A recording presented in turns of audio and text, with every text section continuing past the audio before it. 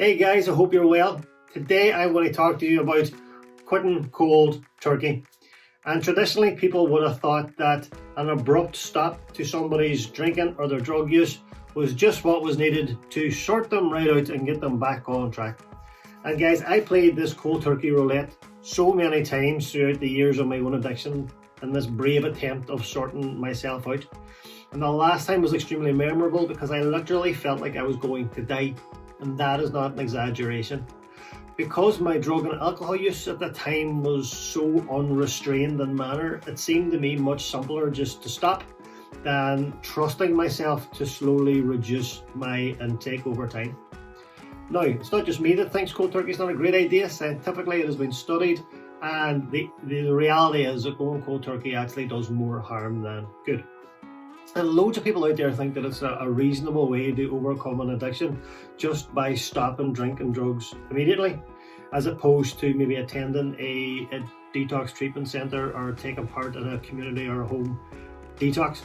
My point is this: if you're physically dependent on drugs or alcohol, and in that I mean you suffer withdrawals when you try to reduce or stop, always seek medical help when you're trying to reduce or quit your alcohol or drug use. Okay.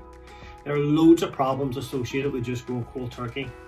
For example, number one, there's physical effects on the body. There's massive impact there because when you think about it, physical withdrawals are pretty uncomfortable and has knock-on physical effects and physical symptoms on the body. And because these symptoms vary from person to person, it makes it very difficult to predict how a withdrawal process is going to go. And by attempting to quit all at once, you will do nothing but increase the severity of the withdrawal symptoms. And I'm not talking about just sweating and feeling a little bit irritable. I'm talking about the potential to have alcohol-induced seizures or prescription medication-induced seizures. All right. Number two, there's a massive impact on mental health as well. It's important to note that people struggling with addiction may also have underlying mental health problems. So if you add an abrupt withdrawal into this, then you're talking about changes in mood, increases in anxiety, depression, not being able to sleep. This can have a profound impact on people who have underlying mental health problems and really impact their chances at maintaining sobriety. Number three, guys, going cold turkey doesn't actually address the underlying issue that got you there in the first place. So it's not a quick fix to the actual problem. And number four, it's just ineffective. It's not very effective in practice. I see this through my work. I've also seen this in my own personal life. But whenever you start withdrawing from drugs or alcohol, you're faced with the discomfort, with the pain and all of the things that are associated with that. And the reality is when you're like that, you'll do anything to not feel that way. So you increase the chances of relapse, all right? Simply put, it's not an effective process, guys.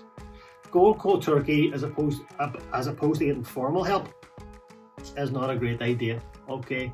Because there's a lot of underlying factors that need to be taken into consideration, and that's why it's important to seek help. And it might sound logical and it might make sense to you just to stop because you won't be doing yourself any damage, but chances are you can actually do yourself more damage in the long run. So instead of going cold turkey, seek help, seek advice, and understand this thing a bit better, all right? You want to give yourself the best possible chance in your recovery. Guys, do it once and do it right. That's my opinion, all right?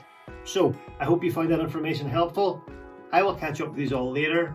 So be kind, be safe, and be well, and I'll see you soon.